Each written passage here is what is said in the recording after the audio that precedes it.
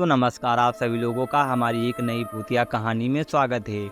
आज की भूतिया कहानी श्रापित हवेली पर आधारित एक बेहद डरावनी और ख़तरनाक कहानी है। आखिर क्यों माँ आप हमेशा वहाँ जाने के लिए क्यों मना कर देती हो? वहाँ हमारा गांव है, हमारी ज़मीन है, उस पर इतनी बड़ी हवेली यूं ही बेकार पड़ी है। बेटा वो हवेली नहीं, एक श्राप है। मैं तुम्हें वहाँ नहीं जाने दे सकती हूँ।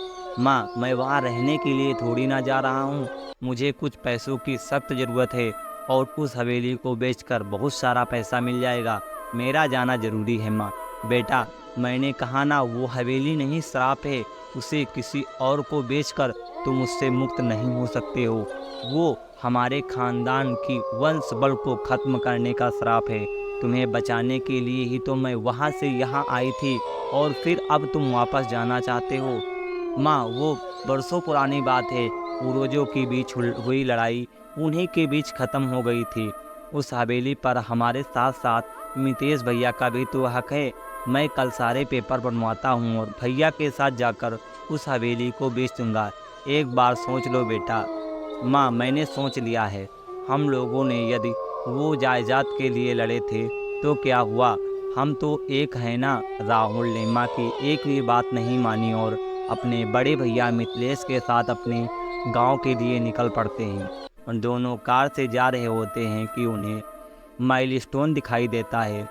पर्वत 2 किलोमीटर, बस भैया कुछ ही पल में हमारा गांव आ जाएगा और हम गांव पहुंच जाएंगे। जैसे ही राहुल ने ये कहा, बाहर के जंगलों में उनकी गाड़ी धक धक करते हुए रुक जाती है और राहुल ने 2-3 बार चालू करने की कोशिश की मगर वो नाकामयाब हो गई। उसने गाड़ी को खोला और देखा कि लगभग घड़ी में 10 बजे थे। नितेश और राहुल दोनों एक दूसरे को देखने लगे। मुझे लगता है कि हम लोगों ने इन्हें उतर कर सुधारने की कोशिश करनी चाहिए।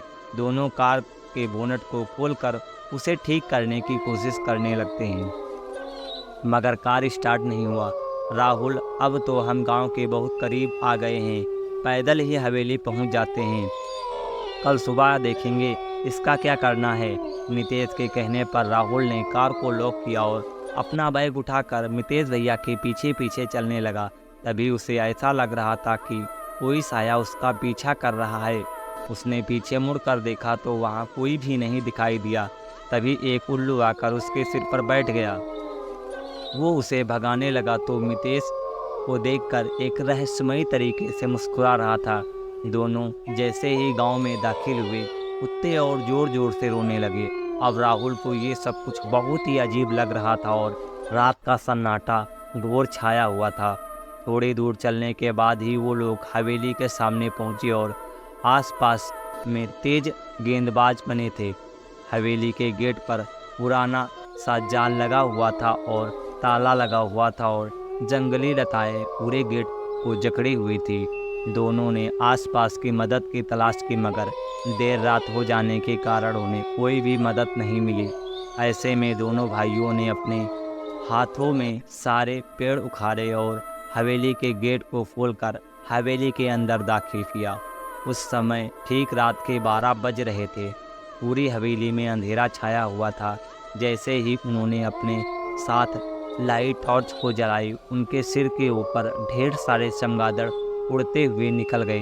अरे राहुल घबराओ नहीं, यह हवेली इतने दिनों से बंद थी, इसी कारण यहाँ इन लोगों ने अपना बसेरा बना लिया है। टॉर्च की रोशनी में उस तरह लाइट का स्विच देखकर जैसे ही लाइट चालू किए, ऐसा लगा उन दोनों के सामने लगे हुए झूले से कोई उठ कर गया है। अभी भी हिल रहा था, मानो एक दूसरे को हैरानी से देख रहे थे। दोनों चारों ओर देखने लगे। पुरानी हवेली के बाद बहुत शानदार थी। चारों ओर ढेर सारी तस्वीर भी लगी हुई थी। तस्वीर उनके पुराने इतिहास को बयां कर रही थी। उनके पूर्वज बहुत ही रईस थे मगर एक बात है कि रानी की कि किसी भी चेहरे पर मुस्कुराहट नहीं थी, सभी उदास थे। उस फोटो के पास में एक खाली फ्रेम लगा हुआ था। राहुल हैरानी से उस फोटो को फ्रेम को देखे जा रहा था। नितेश ने वहीं रखी काश में ढका हुआ कपड़ा हटाया और उसी के आसपास की जगह को साफ करके वहीं पर सोने का प्लान बनाया।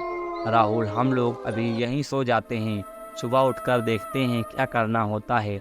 राहुल अभी भी उसी खाली फ्रेम को देखे जा रहा था। दोनों सोए ही थे कि सभी तस्वीरें खाली हो गई तो भी राहुल ने अपने पैरों के आसपास भी किसी होने का एहसास करने लगे, मानो उससे कोई जगाने की कोशिश कर रहा हो। वो डर कर जाग गए और सामने से एक साया आया। चले जाओ यहाँ से, तुम्हारी मौत का जाल बुन गया है। तुम यहाँ आए नहीं, तुम्हें बल्कि बुलाया गया है।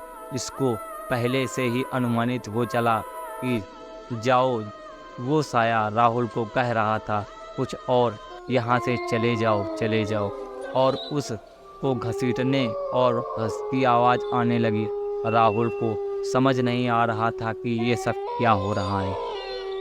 एक साथ इतने सारे सायों को देखकर उसकी हालत ख़राब हो गई। वो नितेश को उठाने के लिए पलटा तो नितेश की जगह पर नहीं था और वो हैरान परेशान सा सब और देख रहा था। नितेश भैया, कहाँ हूँ आप?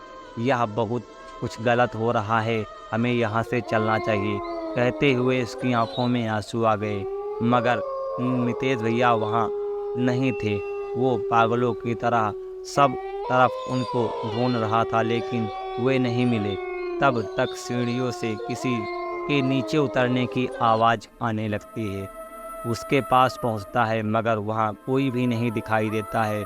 उसने तुरंत अपनी जेब से मोबाइल की टॉर्च को निकाला और टॉर्च इधर उधर देखने लगा। इसके बाद उसने मोबाइल में नेटवर्क देखा और नितेश भैया को कॉल करने लगा। जब उसने उसको कॉल किया तो मोबाइल में नेटवर्क ही नहीं थे। तभी उसकी निगाह आस पास के फ़ोटो के फ्रेम पर पड़ी।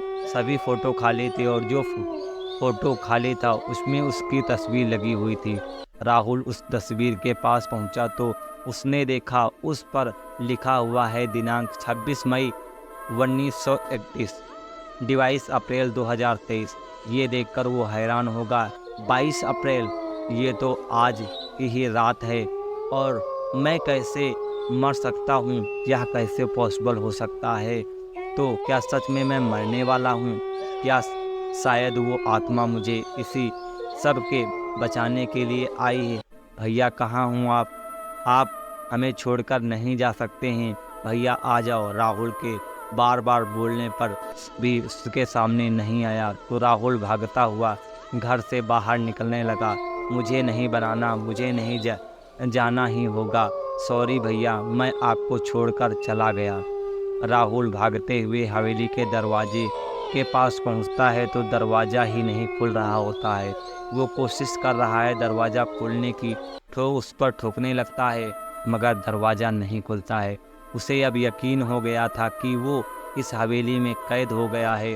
वो बार बार नितेश भैया का नाम ले रहा था। तो दोस्तों, यह थी आज की भूतिया कहानी। आपको कैसी लगी हमें कमेंट बॉक्स में कमेंट करके ज़रूर बताइएगा। मिलते हैं अगले वीडियो में, तब तक के जय हिंद।